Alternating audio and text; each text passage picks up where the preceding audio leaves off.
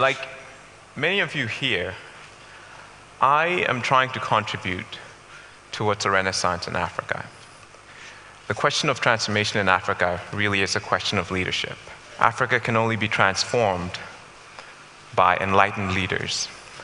And it is my contention that the manner in which we educate our leaders is fundamental to progress on this continent. I want to tell you some stories that explain my view. We all heard about the importance of stories yesterday. An American friend of mine this year volunteered as a nurse in Ghana.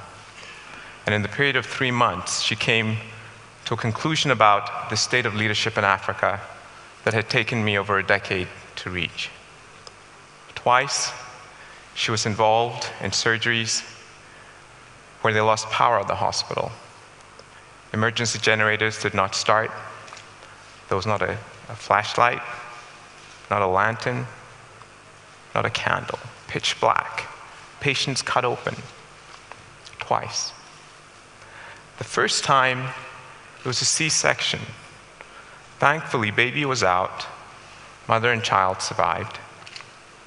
The second time was a procedure that involved local anesthesia. Anesthetic wears off. Patient feels pain. He's crying, he's screaming, he's praying. Pitch black. Not a candle, not a flashlight. And that hospital could have afforded flashlights. They could have afforded to purchase these things, but they didn't. And it happened twice. Another time, she watched in horror as nurses watched a patient die because they refused to give her oxygen that they had. And so, 3 months later, just before she returned to the United States, nurses in Accra go on strike, and her recommendation is take this opportunity to fire everyone, start all over again. Start all over again. Now, what does this have to do with leadership? You see, the folks at the Ministry of Health, the hospital administrators, the doctors, the nurses, they are among just 5% of their peers who get an education after secondary school. They are the elite. They are our leaders. Their decisions, their actions matter. And when they fail, a nation literally suffers. So when I speak of leadership, I'm not talking about just political leaders. We've heard a lot about that. I'm talking about the elite, those who've been trained, whose job it is to be the guardians of their society. The lawyers, the judges, the policemen, the doctors, the engineers, the civil servants. Those are the leaders, and we need to train them right. Now, my first pointed and memorable experience with leadership in Ghana occurred when I was 16 years old. We had just had a military coup, and soldiers were pervasive in our society. They were a pervasive presence. And one day I go to the airport to meet my father, and as I walk up this grassy slope from the car park to the terminal building, I'm stopped by 2 soldiers wielding AK-47 assault weapons. And they asked me to join a crowd of people that were running up and down this embankment. Why? Because the path I had taken was considered out of bounds, no signs to this effect. Now, I was 16. I was very worried about what my peers at school might think if they saw me running up and down this hill. I was especially concerned of what the girls might think. And so I started to argue with these men. It's a little reckless, but, I was 16. I got lucky. A Ghana Airways pilot falls into the same predicament. Because of his uniform, they speak to him differently. They explain to him that they're just following orders. So he takes their radio, talks to their boss, and gets us all released. What lessons would you take from an experience like this? Several for me. Leadership matters. Those men were following the orders of a superior officer. I learned something about courage. it was important not to look at those guns. And I also learned that it can be helpful to think about girls. So a few years after this event, I leave Ghana on a scholarship to go to Swarthmore College for my education. It was a breath of fresh air. You know, the faculty there didn't want us to memorize information and repeat back to them as I was used to back in Ghana. They wanted us to think critically. They wanted us to be analytical. They wanted us to be concerned about social issues. In my economics classes, I got high marks on my understanding of basic economics, but I learned something more profound than that, which is that the leaders, the managers of Ghana's economy, were making breathtakingly bad decisions that had brought our economy to the brink of collapse. And so here was this lesson again: leadership matters. It matters a great deal. But I didn't really fully understand what had happened to me at Swarthmore. I had an inkling, but I didn't fully realize it until I went out into the workplace and I went to work at Microsoft Corporation. And I was part of this team, this thinking, learning team, whose job it was to design and implement new software that created value in the world. And it was brilliant to be part of this team. It was brilliant. And I realized just what had happened to me at Swarthmore, this transformation. The ability to confront problems, complex problems, and to design solutions to those problems, the ability to create, is the most empowering thing that can happen to an individual. And I was part of that. Now, while I was at Microsoft, the annual revenues of that company grew larger than the GDP of the Republic of Ghana. And by the way, it's continued to, the gap has widened since I left. Now, I've already spoken about one of the reasons why this has occurred. I mean, there's the people there who are so hardworking, persistent, creative, empowered. But there were also some external factors: free markets, the rule of law, infrastructure. These things were provided by institutions run by the people that I call leaders. And those leaders did not emerge spontaneously. Somebody trained them to do the work that they do. Now, while I was at Microsoft, this funny thing happened. I became a parent, and for the first time, Africa mattered more to me than ever before, because I realized that the state of the African continent would matter to my children and their children, that the state of the world depends on what's happening to Africa, as far as my kids would be concerned. And at this time, when I was going through what I called my pre-midlife crisis, Africa was a mess. Somalia had disintegrated into anarchy.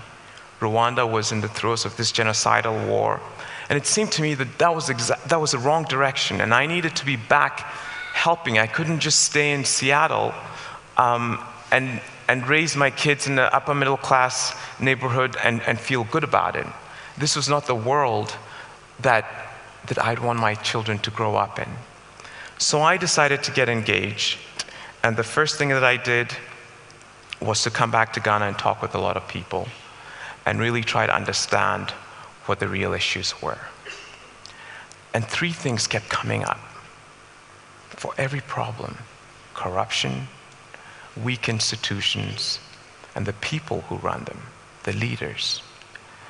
Now, I was a little scared because when you see those three problems, they seem really hard to deal with. And they might say, look, don't even try. But for me, I asked the question, well, where are these leaders coming from? What is it about Ghana that produces leaders that are unethical or unable to solve problems? So I went to look at what was happening in our educational system, and it's the same, learning by rote from primary school through graduate school. very little emphasis on ethics, and the average, the typical graduate from a university in Ghana has a stronger sense of entitlement than a sense of responsibility. This is wrong. So I decided to engage this particular problem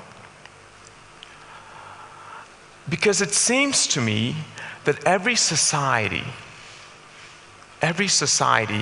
must be very intentional about how it trains its leaders.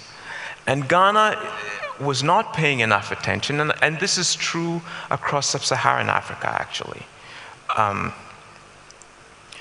So this is what I'm doing. I'm trying to bring the experience that I had at Swarthmore to Africa. I wish there was a liberal arts college in every African country. I think it would make a huge difference. And what Ashesi University is trying to do is to train a new generation of ethical, entrepreneurial leaders. We're trying to train leaders of exceptional integrity who have the ability to confront the complex problems, to ask the right questions, and come up with workable solutions. I'll admit that there are times when it seems like mission impossible. But we must believe that these kids are smart, that if we involve them in their education, if we have them discuss the real issues that they confront, that our whole society confronts, and if we give them skills that enable them to engage the real world, that magic will happen. Now, a month into this project, we just started classes, and a month into it, I come to the office and I have this email from one of our students, and it said very simply, "I am thinking now." And he signs off, "Thank you." It's such a simple statement, but I was moved almost to tears because I understood what was happening to this young man. And it is an awesome thing to be a part of empowering someone in this way. I am thinking now. This year, we challenged our students to craft an honor code for themselves. There's a very vibrant debate going on campus now about whether they should have an honor code, and if so, what it should look like. One of the students asked a question that just warmed my heart. Can we create a perfect society? Her understanding that a student-crafted honor code constitutes a reach towards perfection is incredible. Now, we cannot achieve perfection, but if we reach for it, then we can achieve excellence.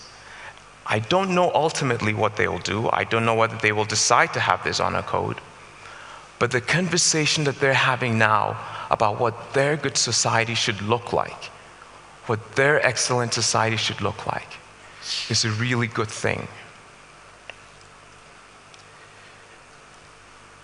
Am I out of time? Okay.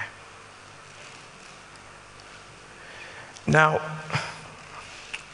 I just want to leave that slide up because it's important that we think about it. I'm very excited about the fact that every student at Ashesi University does community service before they graduate, that for many of them, it has been a life-altering experience. These young future leaders are beginning to understand the real business of leadership, the real privilege of leadership, which is, after all, to serve humanity.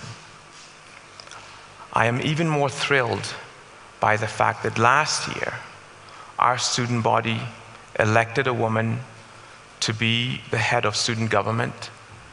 It's the first time in the history of Ghana that a woman has been elected head of student government at any university. It says a lot about her. It says a lot about the culture that's forming on campus. It says a lot about her peers who elected her. She won with 75% of the vote. And it gives me a lot of hope.